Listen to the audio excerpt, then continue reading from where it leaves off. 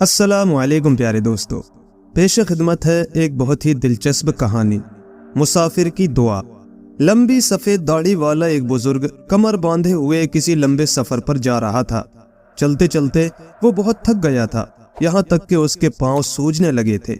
उसे भूख भी बहुत ज़ोर से लग रही थी, फिर भी वो चलता ही जा रहा था। ना जाने अभी उसे कितनी दूर और जाना था कि सूरज गुरूब होने लगा। इतने में वो एक गांव में पहुंच गया। सोचने लगा कि आज रात यहीं कहीं आराम करना चाहिए, सुबह ताज़ा दम होकर फिर आगे चलूंगा। यही सोचकर वो एक बड़े से शानदार मकान पर गया और दरवाजे पर दस्तक दी। थोड़ी देर में एक मोटी सी औरत ने दरवाज़ा खोलते हुए पूछा, कौन हो तुम और क्या चाहते हो? उस बुजुर्ग ने बड़ी नरमी से जवाब दिया, मैं एक मुसाफिर हूँ, बहुत थका हुआ हूँ। आज की रात आराम करने के लिए अगर आप मुझे अपने घर में थोड़ी सी जगह दे दें तो बड़ी मेहरबानी होगी। औरत ने गरजते हुए कहा, दफा हो जाओ यहाँ से।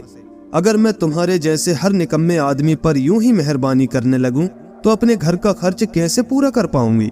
बूढ़ा मुसाफिर मायूस होकर आगे बढ़ गया। उसके पड़ोस में एक छोटा सा टूटा फूटा मकान था। उसने उस मकान का दरवाजा खटखटाया।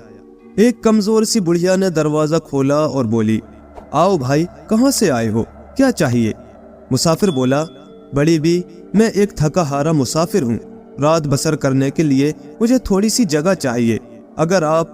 बुढ़िया ने बड़ी नरमी से कहा, आ जाओ भाई, इस छोटे से मकान में पहले भी तो इतने लोग रहते हैं, तुम भी आ जाओगे तो क्या फर्क पड़ेगा, आओ अंदर चले आओ। मुसाफिर अंदर आ गया तो उस औरत ने चारपाई पर बिखरे कपड़े समेटकर एक तरफ रख दिए और चारपाई मुसाफिर के आराम करने के लिए खाली कर दी। मुसाफिर आराम से चारपाई पर बैठ गया। मुसाफिर की आधी थकान तो बुढ़िया की नरमी और फराख दिली से ही उतर चुकी थी। अंदर आकर वो चारपाई पर लेटा नहीं बल्कि बैठे बैठे उस छोटे से घर का जायजा लेने लगा। उसने देखा कि घर में छोटे बड़े कई बच्चे हैं, सभी ने फटे पुराने कपड़े पहन रखे हैं। ये देखकर मुसाफिर ने पूछा, ए नेकबख्त औरत, तुम अपने बच्चों के लिए नए कपड़े क्यों नहीं बनवा देती? औरत ने एक ठंडी सांस भरते हुए कहा, भाई, मैं एक गरीब बेवा हूँ, मेहनत मजदूरी करके किसी न किसी तरह इनका पेट तो पाल लेती हूँ, लेकिन कपड़े बनाने के लिए पैसे कहाँ से लाऊं? अपनी तरफ से तो बहुत कोशिश करती हूँ लेकिन पूरा ही नहीं पड़ता। खैर, खाने का वक्त हो गया है, आओ जैसा भी रूखा सूखा है उसी में शरीक हो जाओ। मुसाफिर ने कंखियों से दस्तरखान पर नजर डाली तो देखा कि थोड़े से चावल, कुछ रोटियां और पतली सी दाल रखी है, जो उन बच्चों के लिए भी काफी नहीं थी। ये देखकर उसने कहा, बड़ी बी, खाना तो मेरे पास था, जो थोड़ी देर हुई मैंने खा लिया है, अब मुझे बिल्कुल भूख नहीं है। बच्चों के साथ तुम खाना खा लो, मैं बहुत थका हुआ हूँ, जरा आराम कर लूं। ये कहते हुए वो लेट गया और कुछ ही देर में खर्राटे भरने लगा। सुबह उठते ही बुढ़िया से कहा, बड़ी बी, तुमने एक थके हारे मुसाफिर को रात भर आराम करने के लिए जगह देकर बड़ा सवाब कमाया है। मैं तुम्हारी मेहमान नवाजी का बहुत शुक्रगुजार हूँ। दुआ करता हूँ कि खुदा करे तुम जो भी काम आज सुबह शुरू करो वही शाम तक करती रहो। ये सुनकर बुढ़िया ने मुस्कुराते हुए कहा, ए मेहरबान भाई, तुम्हारी दुआ के बगैर भी तो मैं सारा दिन काम करती रहती हूँ। सुबह उठते ही काम में मसरूफ हो जाती हूँ और रात गए तक लगी रहती हूँ, लेकिन काम है कि फिर भी खत्म होने में नहीं आता। जब उसने आंखें उठाकर देखा तो मुसाफिर जा चुका था।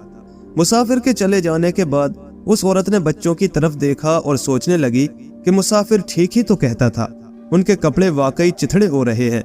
बच्चे आखिर बिल्कुल लावारिस तो नहीं है, उनकी माँ अभी जिंदा है।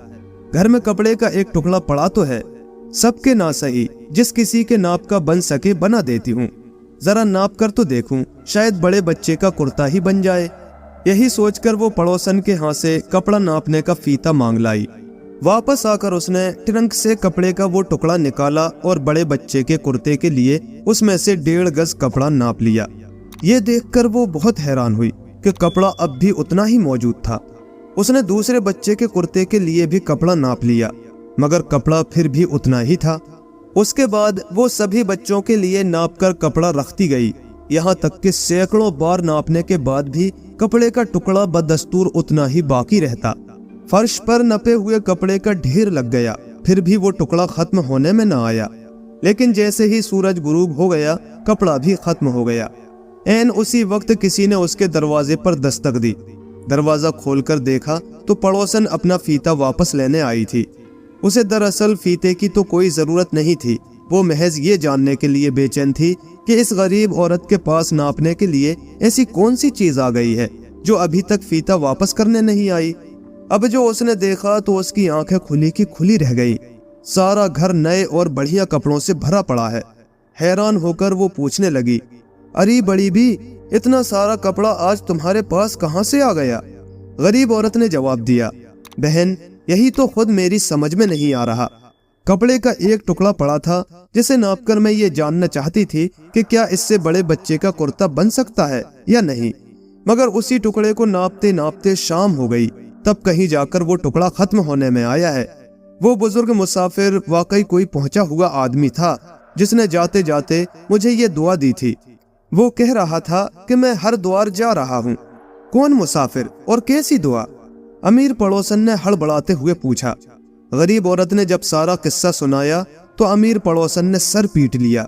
वही मुसाफिर पहले उसके घर पर गया था जिसे उसने धुतकार दिया था। अब वो अपने किए पर बहुत परेशान हो रही थी। अपने घर वापस आकर उसने नौकर को हुक्म दिया, फौरन जाओ और उस मुसाफिर को ढूंढ कर लाओ, जब तक वो ना मिले तुम भी वापस मत आना। अगले दिन सुबह सवेरे नौकर घोड़े पर सवार होकर मुसाफिर की तलाश में निकल खड़ा हुआ और दोपहर तक उसने उस मुसाफिर को तलाश कर लिया और तस्दीक के लिए उससे पूछा, बाबा आप हरिद्वार जा रहे हैं क्या? तो क्या आप इससे पिछली रात फलां गांव में एक बेवा औरत के घर में भी ठहरे थे? नौकर ने फिर पूछा। मुसाफिर ने जब हाँ में जवाब दिया तो नौकर ने कहा कि मेरी मालकिन को आपसे कुछ जरूरी काम है, आप मेरे साथ वापस चलें। मुसाफिर ने कुछ सोचते हुए पूछा, कौन मालकिन और क्या काम है? नौकर ने जब उसका हवाला दिया तो मुसाफिर ने उसके साथ चलने से इनकार कर दिया। नौकर ने इल्तिजा की, ए मुसाफिर, अगर आप मेरे साथ नहीं चलेंगे तो वो मुझे जिंदा नहीं छोड़ेगी। अच्छा, अगर ये बात है तो मैं जरूर चलूंगा। ये कहकर मुसाफिर नौकर के साथ ही घोड़े पर बैठ गया। नौकर के चले जाने के बाद अमीर औरत ने बहुत उम्दा और लजीज खाने तैयार करने शुरू कर दिए थे और मुसाफिर की खातिर तवाज़ो के लिए सभी इंतजाम पूरे कर लिए थे। जब मुसाफिर वापस आया तो अमीर औरत बहुत खुश हुई। उसके खातिर तवाज़ो में कोई कसर उठा न रखी। उसके आराम करने के लिए साफ सुथरा नरम नरम बिस्तर बिछाया गया और नौकर को उसे आराम से रखने का हुक्म दिया। मुसाफिर 3-4 दिन तक वहीं ठहरा रहा। इस दौरान उस औरत ने उसे जाने के लिए तो नहीं कहा, अलबत्ता खाने पीने में हर रोज फर्क पड़ता गया। यहाँ तक कि चौथे दिन नाश्ते में चाय के साथ कुछ भी खाने को न दिया। ये देखकर मुसाफिर ने अब वहाँ से चले जाना ही मुनासिब समझा और मालकिन को बुलाकर जाने की इजाजत चाही। अमीर औरत ये सुनकर बहुत खुश हुई और मुसाफिर को मजीद रुकने के लिए भी ना कहा और मुसाफिर को फाटक तक छोड़ने चली गई। मुसाफिर चुपचाप जा रहा था। अमीर औरत से ना रहा गया और बोली, ए नेक मुसाफिर, क्या जाते जाते मुझे कोई दुआ नहीं दोगे? मुसाफिर ने उसका शुक्रिया अदा करते हुए कहा, मैं आपका बहुत शुक्रगुजार हूँ और दुआ करता हूँ कि आप जो काम सुबह शुरू करें शाम तक वही करती रहे। औरत की दिली तमन्ना पूरी हो गई। खुशी से झूमती हुई वो मकान के अंदर आई और कपड़े का सबसे बढ़िया और बड़ा सा टुकड़ा ट्रंक से निकालकर सोचने लगी, कितना लाजवाब कपड़ा है। अब मैं शाम तक इसे नापती रहूंगी और कपड़ा खत्म होने में नहीं आएगा। इस तरह से मेरे पास उस उम्दा कपड़े के कई थान जमा हो जाएंगे। सबसे पहले तो मैं अपने और अपनी बेटी के लिए नए नए फैशन के कपड़े तैयार करवाऊंगी और फालतू कपड़े को बेचकर हजारों रुपए भी कमा लूंगी। उसने कपड़े को मेज पर रखा और दूसरे कमरे से नापने का फीता लेने चली गई। इससे पहले कि वो फीते को हाथ लगाती, उसे याद आया कि रात का बचा हुआ आटा रखा है। अगर यूं ही पड़ा रहा तो खट्टा हो जाएगा। क्यों ना पहले नौकर के लिए रोटी पका दूं और फिर इत्मीनान से सारे दिन कपड़ा नापती रहूं। फीते को वहीं छोड़कर वो बावर्ची खाने में चली गई। तन्नूर नौकर ने बना ही रखा था। काम जल्दी खत्म करने के लिए उसने आग को और भी तेज कर दिया और खुद उस बासी आटे को जरा और गूंद कर नरम करने में लग गई। थोड़ी ही देर में उसने कई रोटियां तन्नूर में लगा दी। तन्नूर चौंके जरूरत से ज्यादा तप चुका था। सभी रोटियां जलकर कोयला हो गईं। उसने रोटियों का दूसरा पोर तन्नूर में लगा दिया। इस बार भी जब रोटियां तन्नूर से निकाली तो वो भी जली हुई थीं। चुनांचे रोटियां बना बनाकर वो तन्नूर में लगाती रही और हर बार जली हुई रोटियां तन्नूर से निकालकर फेंकती रही। نہ آٹا ختم ہونے میں آتا تھا، نہ تنور کی آنچ ہی کم ہوتی تھی، اور نہ ہی وہ روٹیاں بنانا بند کرتی تھی۔ حالانکہ وہ تھک کر چور ہو گئی تھی، پھر بھی نہ جانے کیوں روٹیاں بنانا بند نہیں کر سکتی تھی۔ اسے یوں محسوس ہو رہا تھا جیسے کوئی غیبی طاقت اسے اس کام کو جاری رکھنے پر مجبور کر رہی ہو۔ اس کے ہاتھ مشین کی طرح خود بخود کام کرتے جا رہے تھے۔ وہ دن بھر روٹیاں بنا بنا کر جلاتی رہی، نہ صرف باورچی خانے میں بلکہ برآمدے کے فرش پر بھی جلی ہوئی روٹیوں کا ڈھیر لگ گیا۔ جیسے ہی سورج غروب ہوا، نہ صرف تسلے میں سے آٹا ختم ہو گیا بلکہ تنور بھی ٹھنڈا پڑ گیا۔ جلی ہوئی روٹیوں کے ڈھیر کے پاس بیٹھی وہ کافی دیر تک مسافر اور اس کی دعا کو کوستی رہی۔